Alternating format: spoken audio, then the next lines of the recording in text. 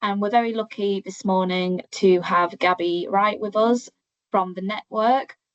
She's going to be sharing information around community as safeguarding the transition to adulthood, something that we are working on a lot within the partnership. And I know Gabby has had conversations with some of my colleagues around what we can do to ensure that the transition to adulthood is as effective as possible. So next slide, please, Gabby.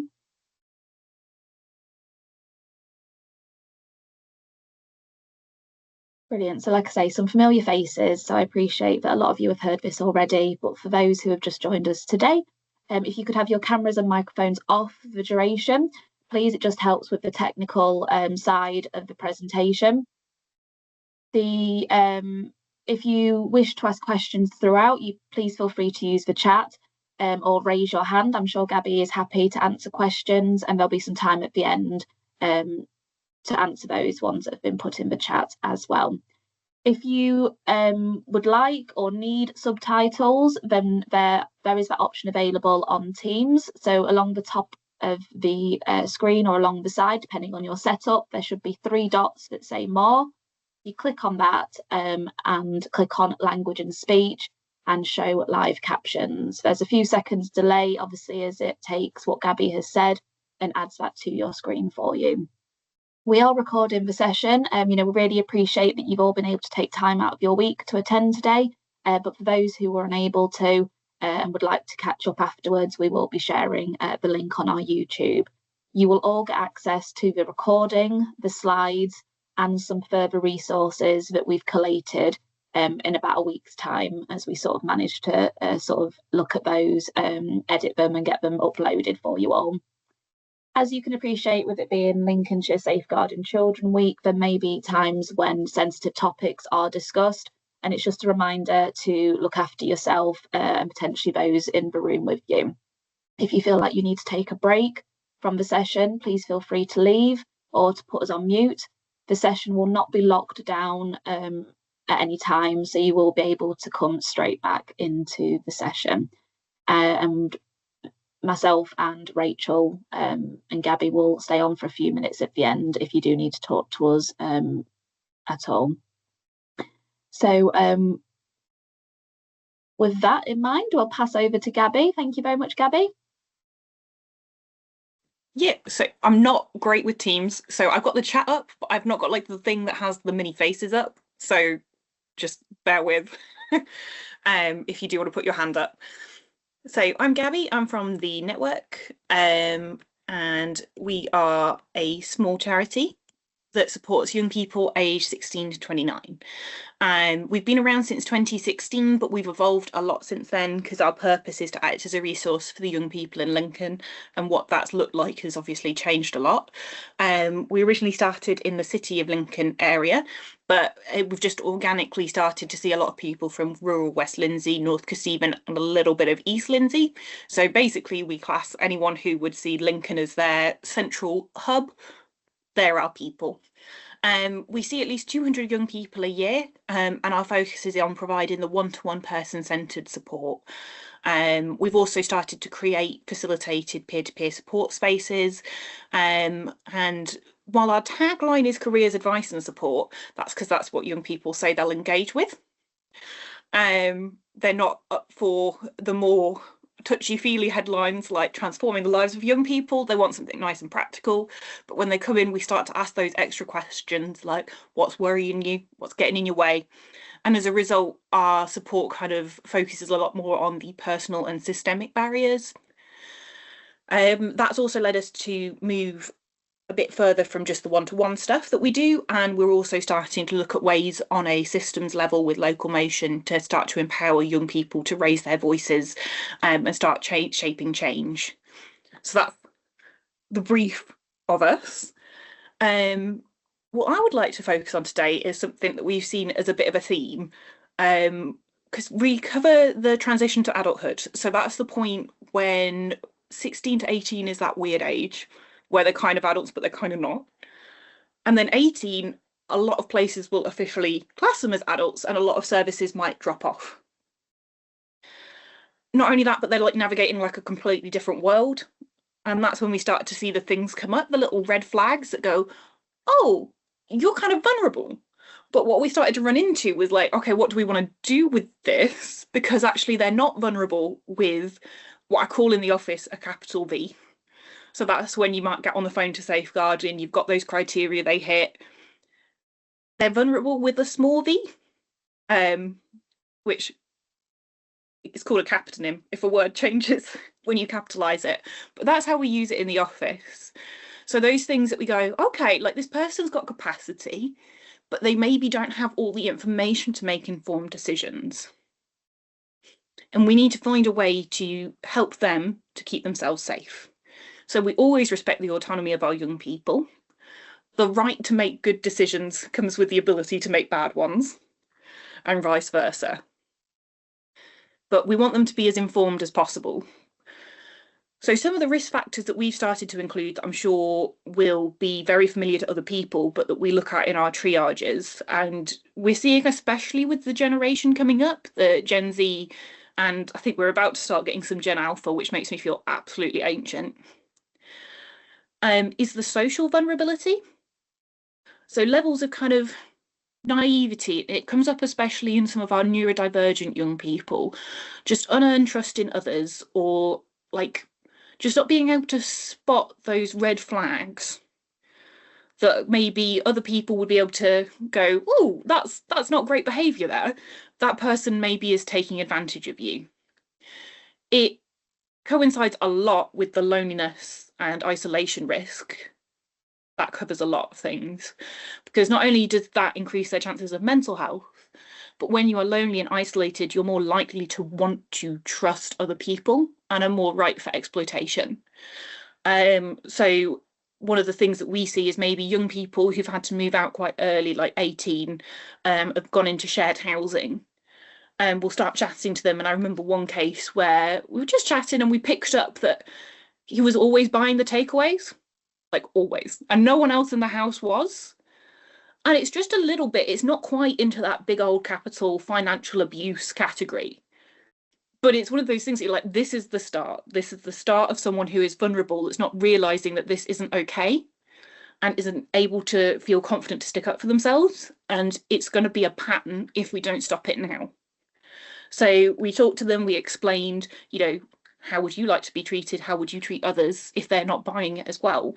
What do you think is maybe happening there? If you have a conversation with them and they offer to buy it, great, that means they're not taking the mick. But if they start to get a bit annoyed, be a bit careful with that. The other thing we see is the mature for your age thing, which I think comes a lot with people who have been traumatized.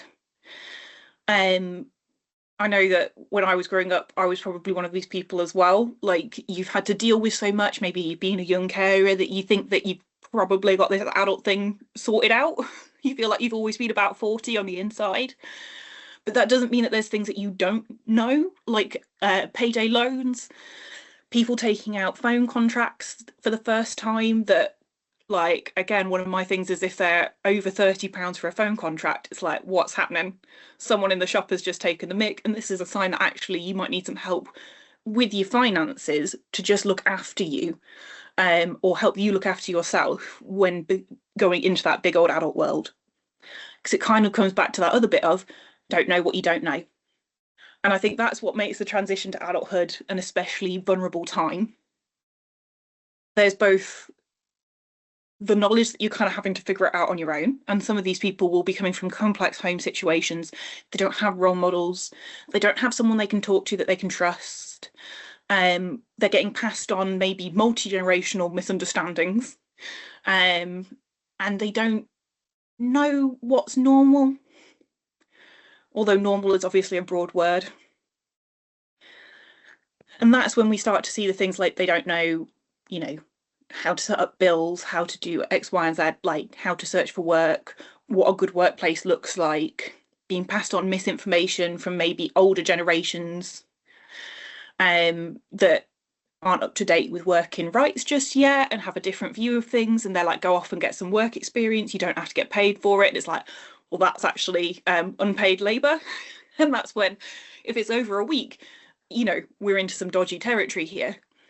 So it's all these things that basically it's the information these vulnerable with a small v people need to keep themselves safe. I think a part of that and a part of what we're looking at to address it is obviously in our one-to-one work, we start to talk with our young people and we look at the practicalities of how to be an adult as much as possible and also to reassure them that most of adulthood is just Googling things. But the other bit that we started to notice is that there is a place for safeguarding with, again, what we call a small s. So there's safeguarding with a big S, where I'm phoning up in a sweaty panic the safeguarding team at LCC, and they're always amazing, and they're absolutely lovely. But there's also to us something always in our mind, in our interactions with our young people, in our case triages, of that safeguarding with a small s. That kind of sort of sliding doors, I think is like the movie where it's like it could go one of two ways here. And we've got a chance to redirect this. And I think that the chance to redirect this doesn't lie just with those people who very wonderfully do the social work, the early help support workers, but it lies with the community as a whole. I think we're all really aware that a lot of loneliness and isolation comes from this community disconnect, and re-establishing that community connection is really important. We did some work with Local Motion to do some research around young voices and their opinions of Lincoln specifically. And they can feel really keenly the lack of third spaces and affordable social activities that mean that actually quite a lot of them, when they come to us, I think it's something like 69% last year, were at least socially anxious or socially isolated. It's quite a common thing for us to have young people come to us and they've not really left the house. When I ask them what their week looks like, they leave the house to go to universal credit appointments, and that's it. And then on top of that, they're in this very tricky socio-economic situation where the rising levels of unemployment, like actually once you've left school, which is a very structured environment, where do you go to make friends? So that's the adulthood mystery. And actually work is one of those places that you go to at least meet people, or there's other people kind of hopefully in a healthy work environment, just watching your back and keeping an eye out on you. So one of the things that we are very passionate about is getting them into those group spaces so that they start to notice when something isn't normal. Because I think the other bit is some people who maybe slipped under the radar at school because they're quiet and they keep their heads down and they're a pleasure to have in class.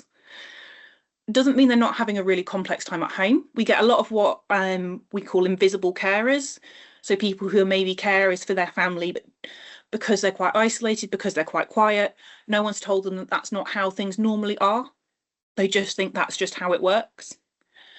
And they can end up being almost like replacement parents to their younger siblings. And again, they've just had that so normalized in their family and home environment that until they're 18 and they get a chance to like go out into other environments and see people from other generations to kind of point out this isn't normal. We've got a volunteering project with a local garden space, and we actually have quite an interesting example and case study of a young person who going to that space made them realise that their home life was not okay, and that it could change and it could be different, and that they deserved better.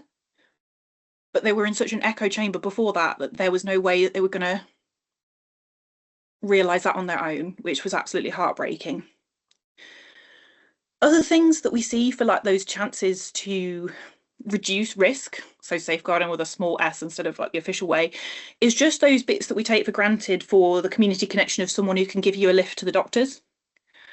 When you're on universal credit, obviously you don't have much money, and something is even as simple as getting to a doctor's appointment and from a doctor's appointment when you've got any kind of chronic illness is actually a real challenge. And if you've become estranged from your family for whatever reason, it's just going to stop you accessing the healthcare, and you're just going to kind of like keep deteriorating and deteriorating. Again, they keep being taken advantage of, people being very generous to other people because they've been taught to be kind and be nice, but actually other people are taking advantage of them. I had an example of a young person who went into supported accommodation, and they were very, very savvy, and they actually noticed that another member of the accommodation was getting taken advantage of. And it was just a lovely example of community being like, okay, like I'm going to step in here and just point this out to that person so they've got someone who's got their back. Pointing people to the right support. It's a lot of what the network does in our one-to-one work. But what I hope as well, and when I say safeguarding and community and connection, is that each time that we point one of our young people to support, that is someone who knows how to point someone else to good support. So the cost of living team or the community grocery, it just spreads those words. And then I think the other bit that we underestimate is role models. Our project with Licorice Park is a lovely intergenerational project.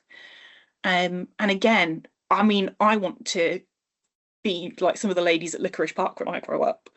You need to be able to see that things can be better. You need to have that sense of self-worth to sometimes be able to stick up for yourself and keep yourself safe. Because if you don't care, if you don't think it's going to get better, you accept bad, basically. So people need hope so that they look after themselves, they don't take those risks, they see value in themselves and in their community. So one of the things that we've started to do ourselves is we've started to do group sessions to start reducing the social isolation and anxiety. So we've got crafternoons, which is crafty afternoons. It's also a space where young people are allowed to go wrong. Because again, coming from school, a lot of what kind of holds young people back is being worried that they have to do things right. There's always this sometimes from some of our young people that is like, we're going to mark their homework. And it's like, no, we're not. Like, all 5'5" of me is not going to give you detention, like with what authority? So it's kind of getting them to kind of build up their confidence so that they can try things, get things maybe wrong in a safe environment, research things, learn those skills for adulthood that they kind of need and maybe don't get covered so much in school environments. Same thing with Nerd Herd, that's tabletop role-playing games. It's a very neurospicy group. And that's the group that I run because I am a massive nerd. But there is something about like the decision making, the teamwork. It's really good for building their social confidence and their ability to also like pick up on body language cues and using play as a way to learn social rules. And we've got Hairy Violets, which is not a feminist rock band, but is in fact a creative writing group that my lovely colleague Georgia runs. And again, it's all about building up that confidence and that mental health, that resilience, but also that connection to other people. So we've had people who've joined the group who are now part of like the creative scene, the poetry scene. All of these groups, they then go out and take the learnings of a safe boundary space, we hope, and apply that to other settings in the community. So it's almost like a jumping out point from complete isolation to the shallow end of the pool out into the further ocean, basically, of adulthood. So yeah, really, I've just got some feedback from some of our young people because they always say it better than me. But what we would love to see is more of these things. The network is 2.5 members of staff equivalent. We're very small. We'd love to be doing more, but we're tiny and also quite tired. But we can see the value in what we're doing. So we want to encourage more places to be doing this, to be really valuing the importance of things that look like soft or social activities as a way to really transform young people's lives, set them up properly, give them safe social networks, give them the ability to safeguarding themselves so that in 10 years' time, they've not found themselves in a tricky situation because they didn't know what they didn't know. So yeah, that's where we're at. We're all about every interaction is safeguarding with a small s. And I think the most important part to building up a better world and a safer world is to just increase that sense of community and community activity and connection. That's my presentation. So I'll stop sharing. Sorry, that was very weird for me because I didn't have my camera, so I've just been talking to myself in this room. Does anyone have any questions?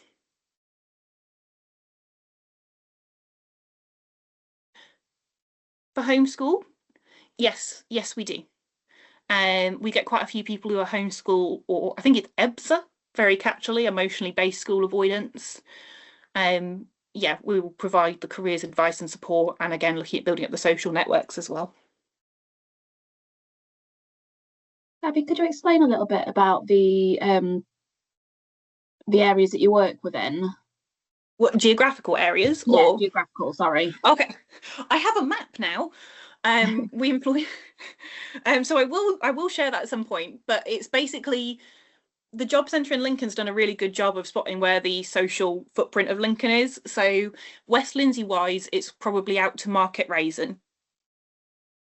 And then North Kesteven wise, there's a bit of crossover with Sleaford because there's some people in Sleaford that want to be in Lincoln. But more it's like the Waddington, Metheringham line.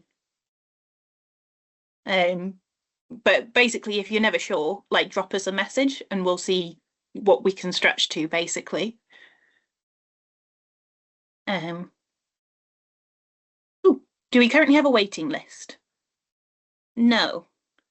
Because we usually about like we'll put in as soon as I've got the email, within a week, I will send a message to the young person or the parent to start arranging a first chat.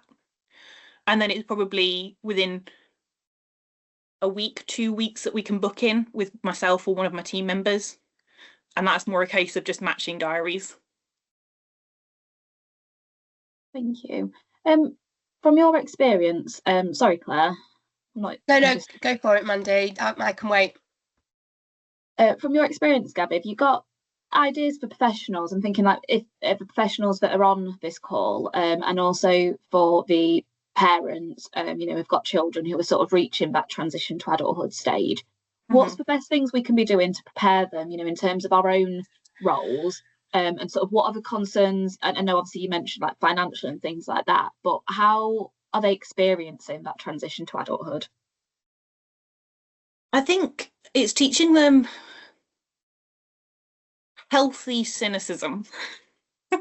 like there's a level that they do need to trust and there is a level that they need to not trust, so it's a bit tricky, isn't it? But it's like the critical thinking, the red flags and the green flags, like, and how to remove themselves from situations that they don't feel comfortable in and to trust their gut instinct.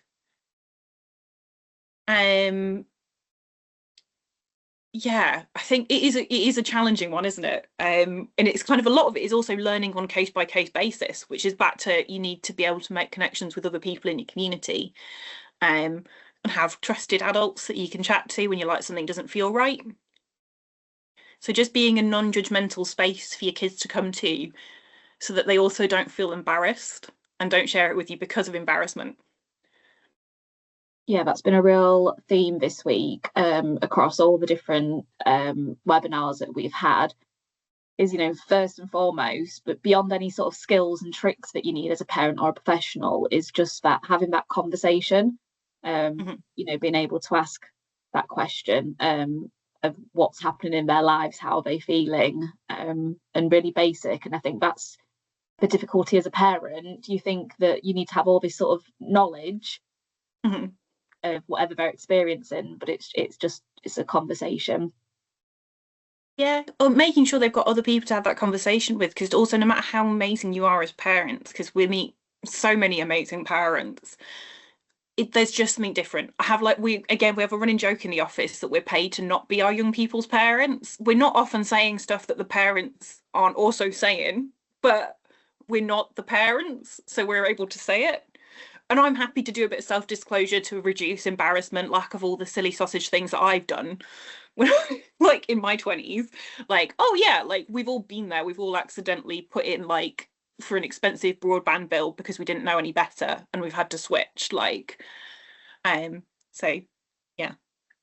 Brilliant. Claire, are you happy for me just to go through the questions in the chat before I come to you? Yeah. Thank you. Do you go out into the community or do the young people come to you? Mostly the young people come to us just because we are so small, but we're based in City Hall on the ground floor. So we're just downstairs from the job centre. And we actually have 2 work coaches who specialise in youth support that sit in our office as well. On a Thursday morning, we can go out into the community, but we usually start with a meeting in our office in City Hall just so that we're not trying to chase them around. It was a real challenge in the pandemic when I was doing walk and talks and I didn't know what they looked like. I was just like, just look for this random lady with a rainbow lanyard and I'll hope you're the person I'm meant to be meeting. So yeah, we do out in the community, but we are a small team, so we do need a bit of notice. Brilliant, thank you. Can you drop into the centre with young people that we work? Sorry, I assume that means can we drop into the centre with the young people we work with? Either way, I would suggest if you want to come see us, I would suggest dropping a message and booking a time, because we can be quite booked up.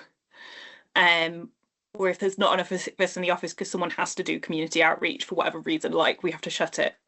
And we can go to you sometimes, like I say, if we've got enough notice. And it's usually me that will, because I'm the one with a car. So. Brilliant, thank you. Do you visit post-16 education settings to meet with students at all? Yeah, and again, it's just if we've got a bit of notice, we can pop over to you. And if you've got a quiet space, for us to meet with them one-to-one, that's usually the most effective way. I have done workshops to whole classrooms, but I'm not going to lie, teenagers en masse terrify me. They're so much cooler than me. Like, why do they have such a sweet sense of style? Where is like the lack of like putting on makeup that doesn't match your skin tone? Like, it's too much pressure. So I prefer to do one-to-one. Understandable. Celine says, do you also support with healthy sort of friendship and intimate relationships? Not specifically, so we kind of support holistically, and like I say, people usually come in because it's kind of careers advice and support, but that's from a Maslow's hierarchy of needs kind of approach. So because we're properly person-centered, what we hope is that by providing a good professional relationship where we're clear on our boundaries, we're friendly but we're not their friends, we can start modeling a healthy relationship. And if they've got things that they bring up, we will sort of maybe highlight or reflect with them, like and talk them through and just investigate, and maybe talk through what a good or healthy relationship might look like. So it's if it and when it comes up in conversations organically. And same thing with our group settings. We have really proactive social contracts because we get a lot of neurospicy people as well. So we've even got stuff like, hey, assume good intent, because someone might say something with a dead poker face, but they actually were joking. But like some of our people aren't great at making their face say that, so like don't take it personally. Like how do we learn to communicate with others in a really helpful and healthy way? Referral process, literally you can just drop us an email. Our website's a bit janky looking at the minute, but it does work. I am trying to fix it, but I am not good at IT and I am the one trying to fix it. So it works enough to refer through. And do the YP have a transition plan? We don't write down a set transition plan. It is very person-centered. Unless they ask us to write down a set of plans, we might set weekly targets or goals if they want, but it's never as like structured as that. Occasionally, if someone's linked in with a lot of support, we'll get them to write down a menu of that support, so that we don't they don't get lost and we don't get lost and we're not talking to the wrong services. But it's very a case-by-case basis, and we're trying to encourage them to plan for themselves. And also they're usually in quite a chaotic time, so a plan would be great, but it's usually far too like by the next week that plan would be out the window. That's great. Thank you, Gabby. I think that's all the questions in the chat. Rachel has put the link to Network Lincoln for people to access. So Claire, thank you for being so patient. Would you like to come in now? Thanks, Mandy, and thanks, Gabby, for coming in. I know we've had conversations for a little while now, haven't we? And that was in a previous role as well, understanding about the importance of the network for young people and what actually can be done. And yeah, I'm really lovely to hear some of your ideas. I think around how everyone can adopt this approach and just that style of working. it's, you know, it's, I'm really interested to know how we can stretch it further. So I just wanted to know a little bit more about that local motion and the voices of young people, and how that is taken forward, because it's about amplification of that, isn't it? Yeah. So we're early doors with that, but if you've not come across local motion, it's very unusual because it's thinking long term, and I think a lot of us are in survival mode, just thinking about the next 6 months or year. But it's looking at, okay, if these same issues keep cropping up in our communities, how do we address them? So they've done a poverty conference, for example. So it's broadly across all age ranges, and they cover things like climate and stuff. But we're looking at the young voices side of things. So I think the 18 to 25 population in Lincoln makes up about 23% of the actual community, but we don't see that equivalent representation in places of decision making or power. So we've just agreed with our steering group, because we've got a group of young people at the moment, aged 16 to 29, who are really passionate about this, that what we're looking for is those stories that don't often get told. And those voices that don't get heard. So again, very much in the spirit of like the safeguarding and with a small s and the vulnerable with a small v, it's those people who maybe haven't like fit into the right boxes to access the right support at the right time, or like won't have been picked up by things. And just coming along and looking at, okay, well, what do we want to do? How can we make Lincoln better? We've got a why, which the young people have set, which is they actually want to make Lincoln better for everyone. So they see the young voices not just as trying to make it better for young people. They think that whatever changes, and they really believe, and I agree with them, that whatever changes they're looking at for more proactive inclusivity, for challenging the ways that some of the systems work, is going to be better for the whole community. So I'm very excited to be working with them because they're really lovely human beings with lots of experience to bring, and we're happy for more to come join us. Anyone whose stories don't usually get heard, who wouldn't just walk into a place of like a council meeting or join a youth council, like they've got their spaces that their voices get heard, and that is wonderful. We want the people who don't join those or don't think that they belong there.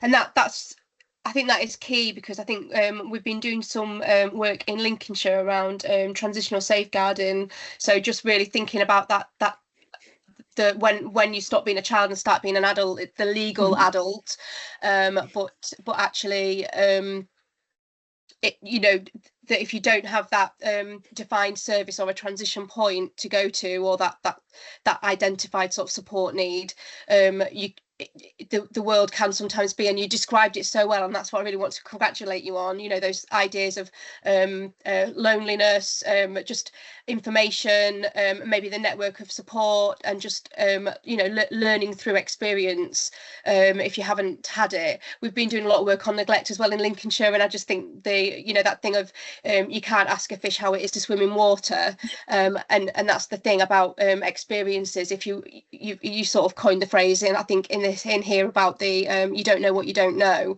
and I think we've been talking with some young people as well, and I think that's come across when we're trying to do this work, is around sometimes people say yes, they know something, to maybe just because they don't want to appear that they don't, or sometimes they genuinely actually haven't explored that fully, and might have a different viewpoint of what you're asking them as well. So time and relationship, and actually testing those skills with people, and spending the time with them to navigate, and I think again, playing games and doing those soft social, you know, the soft social that you talked about, is maybe about testing some of those that out with people, about how they are in a group, or how they navigate something, or, you know, just testing this, you know, just testing their skills and understanding something about themselves that they didn't know before.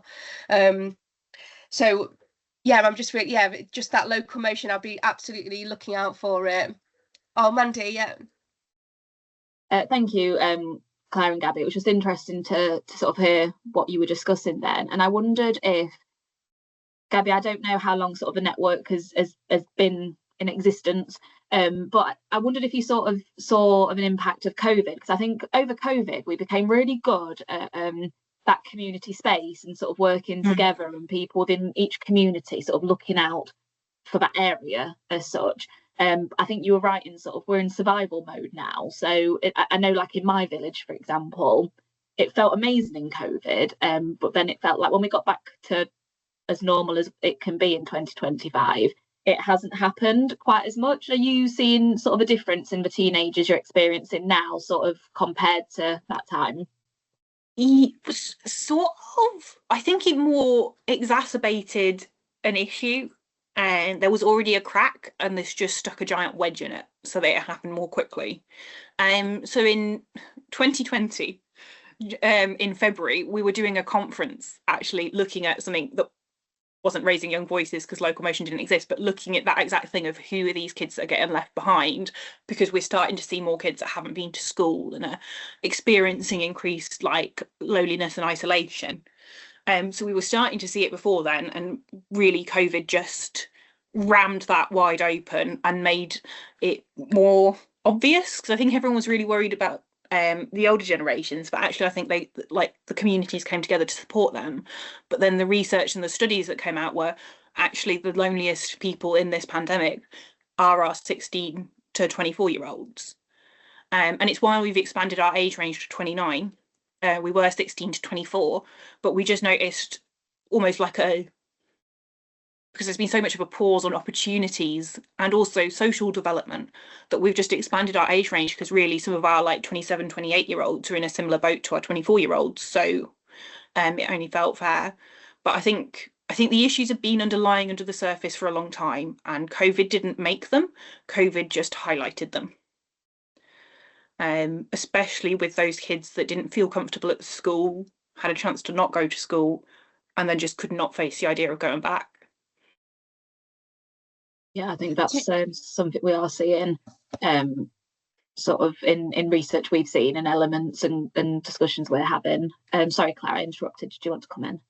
No, not at all. It was just really, I'm excited about this subject, I think. But I think through the week and what I've been watching as well, Mandy, do you agree that when you've just touched on that thing in terms of sometimes in schools, we might see young people that are under the radar for whatever reason, or not quite identified, and I think this is an interesting sort of point, really, that I think has come out a lot in this safeguarding week, and it is really a big area of the transitional safeguarding that we're trying to achieve in Lincolnshire, which is thinking about people that aren't identified, that may still struggle with that child to adult transition, because they have, they've not been picked up, or they sort of appear in a certain way, and people haven't I think realised. there should be a word search alert that if in your school report a teacher puts a pleasure to have in class, that alerts a pastoral team member. Yeah. Because they're probably not okay. And that to me is always code for, and teachers are amazing and they are overburdened, but the teacher isn't quite sure which kid it is, so they're just assuming they're okay. Yeah. They've not made any noise. That should just set off, like, that should be a special appointment booked in with that child from a pastoral care team. And it's funny you should say that, Gabby, because Claire's absolutely right. There has been a theme, and throughout this week, of those who sort of show their trauma or their concerns in a very outward manner, obviously because of the perhaps safety concerns, or because it's sort of in your face, and they are being dealt with. But those who display that trauma, and Rachel's going to come in a minute, so it's like I've transitioned it perfectly, that sort of inner trauma, if it's an introverted trauma or an introverted worry, unfortunately in a sea of 30 children, they get lost a little bit. So it's definitely a theme, and something that I think that that we are going to highlight after this. So this has been really interesting. So Rachel. Thanks, Mandy. Thanks, Gabby. I think just my first point on that conversation about COVID is that's not going to go away for at least 20 years, because you've got all of those children impacted. So I do think, there's this whole language about us previously saying 16 to 24-year-olds, and I think you make a really good point that that age potentially needs to be expanded. And Claire, apologies on bringing that here, but We're doing a lot of work at the moment on transitions in Lincolnshire. Claire's been doing some really excellent work on pulling together a charter for services to come together and basically make a pledge about supporting and what we can do to support young people transitioning to adulthood. I'm not sure if the age range is 16 to 24 in that, but I'm just wondering, is it worth having a conversation about some of this that Gabby's brought? But I'll leave that with you to sit on. Oh, I've already chewed poor Claire and I have already Perfect. chatted so much about excellent. this, and it's just I think amazing that's what really Claire's good. doing. Yeah. Yeah, and I think if we can get, evidence from your service about that support that you're putting in, potentially that's things we can take to partners and share. And that might be something where we can change the narrative in that. But I suppose what I wanted to say is some of the areas that you were talking about in terms of the support that you offer just reminded me of, I don't know if people attended the trauma informed practice session or know much about trauma informed practice, but we have created some training that's modelled around the trauma recovery model. The session that was delivered on Wednesday was delivered by Lincolnshire Secure Unit. Their work is based on the trauma recovery model. So lots of the work that you were kind of mentioning was basically around that kind of first couple of steps on the trauma recovery model. I will pop the link into the chat. So if people haven't seen it before, I'd really kind of just recommend you have a quick look.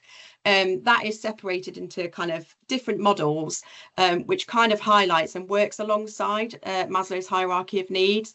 So it starts at a point where, if you're working with a child or an adult, the first point to actually get them engaged in a service is to kind of move them into trusting you, building that relationship. And lots of that stuff is through kind of play.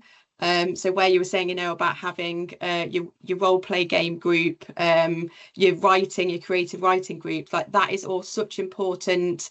And don't want to say intervention work, but I think it's the complete opposite of what practitioners see as, intervention work. You'll often have people saying, well, I've got some targeted work, I can't really just spend the time, playing Monopoly or doing this. But actually, why not? Because what you're actually working on is your relationship building, and you're never going to get anywhere if somebody doesn't trust you and has that kind of past trauma, with adults potentially, or even just in trusting anyone, or, not being in the headspace to form relationships and think, that they've got any self-worth. And all of that kind of the trauma recovery model talks you through kind of where somebody might be at. It highlights some interventions that you might want to undertake. And that is those really important things that I think we often dismiss as, we're all paid to do a job. And sometimes it's really uncomfortable if you might go to your manager and say, do you know what I'd really like to do? Spend some time playing some role play games. But if you can argue why that is and the research behind that and why you think that's the case and how it might help in this situation, I think please draw on that. The other thing that I will point you to is we have recently just started creating a trauma-informed practice training model. The first step of that is that we created an Understanding Trauma-Informed Practice e-learning course. That actually is also modelled around the trauma recovery model, and it talks about stage 1 and 2 quite in depth. I will put the link in the chat to that course. It is free of charge to professionals, anybody that works for children, young people or adults in Lincolnshire. I will link the flyer for you. I would absolutely recommend you go and complete it. I do the voiceover, so if you want to listen to me for over an hour, please do. And it was pulled together by partners across Lincolnshire. So we've worked with LPFT, a range of services to kind of look at actually what do we think everyone needs to know about trauma. And, it's not just those really huge things that people sometimes think of as trauma.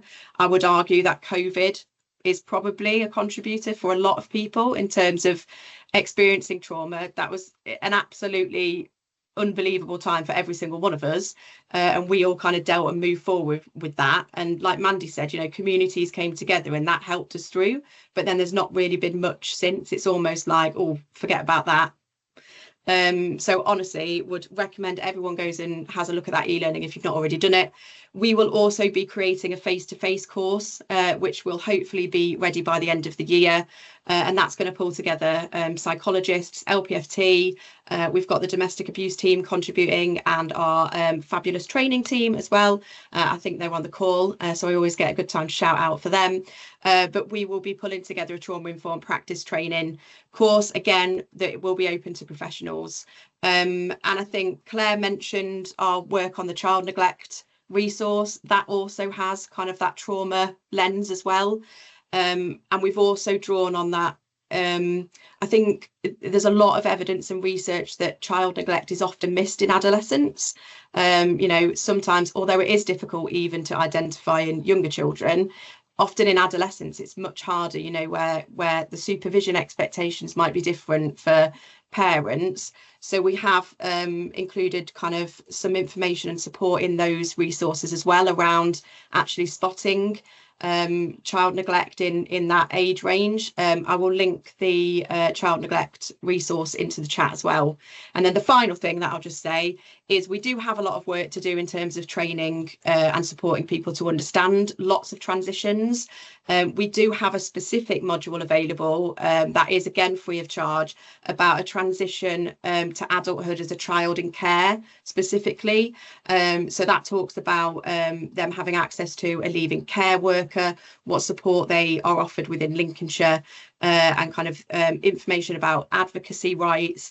So I will also link our safeguarding training pathway into the chat so people can have a look what's available. But if you want to learn more specifically about transitions, I would say we've got that specific module about, you know, that kind of additional risk and vulnerability that care experienced children and young people have. So there's a set module on that as well. So I just wanted to take the opportunity to share with everyone, really. Yeah, just on that as well, just it was what popped in my brain when you mentioned community again, and that is in the title of this presentation, was I think we're in we're trying to as well around exploitation and those contextual harms, actually look at our wider partnerships about young people. You know, we want to disrupt harmful areas and spaces and places, but we also want to identify really good, safe and connected spaces for our young people, and I think there's something in that around really sort of identifying, you know, as you say, role models, you know, natural role models, people that aren't just family members, you know, that those people in the community that will be there and stand the test of time when we're gone, and I think there's something really in that as well, you know, maybe looking at focusing on you know, those naturally where strength can come from. So Rachel, I'll just let you come in on that. Sorry, I was just going to really draw back to, and I think this has been really good because it's kind of evidenced lots of importance in some of the sessions in the week. I'm just going to draw back to the misogyny session there, in terms of actually that gap has been filled for a number of young people by social media. So our misogyny session that was delivered on Wednesday was recorded, will be available and circulated to people. But I absolutely would encourage you kind of have a look at that. And I think some of the important kind of tips they gave about having those types of conversations and identifying good role models and having the conversation around why people feel that role model they've particularly chosen, or the beliefs they're potentially starting to believe, why that's filled a gap for them. And I think that's a lot around mental health support, seeking something and finding that online in quite a dangerous place. So again, just a final push to say we'll be circulating everything, so please watch the misogyny session as well. And then I'll hand back to Mandy. Brilliant. Thank you, everybody. A really interesting session, Gabby. I wasn't aware of a lot of the offer that your service has, and some of the areas that you're working in, and understanding like a seamless flow of other topics we've had this week, sort of how that impacted the transitions to adulthood. You know, even the children who have had that sort of safe and healthy childhood are having difficulties with that transition to adulthood. And then if you add things on like the child neglect, sexual abuse or anything like that we've spoken about this week, it's obviously just that much harder to have a a seamless transition to adulthood. So yeah, really interesting the work you're doing, and really grateful that you could come. Thank you. Claire, Thanks for having me. That should have been the end, maybe. It was nicely closing in there, Mandy, and I'm really sorry for doing this, but I think the charter was mentioned, and I just felt like I wanted to just explain what was that sort of comment. So basically, it's not out there yet. We do have to get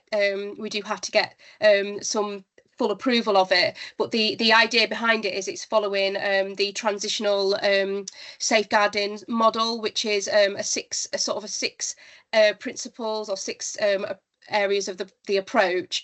The three pillars being around just accepting and understanding the developmental stage of a person, and then we've got the relational, so we've talked about that today, that real importance of that trust, and actually sort of modeling and that being the intervention in itself.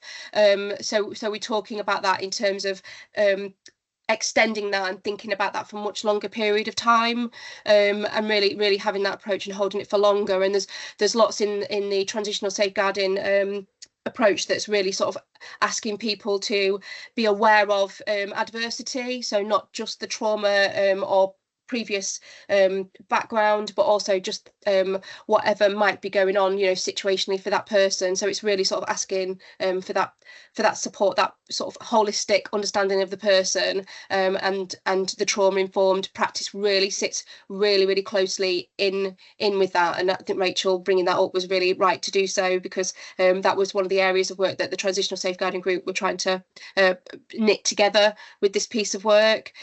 Some areas have got all age strategies that are trying to sort of to look at this. So there's quite a lot of conversation nationally as well. So we're trying to create that space in Lincolnshire. It's a systems wide approach, so it just needs everybody to be on board with it. And so the charter was a way of asking people to pledge to the ideas of transitional safeguarding, so the trauma informed practice is in there, and that's what we want.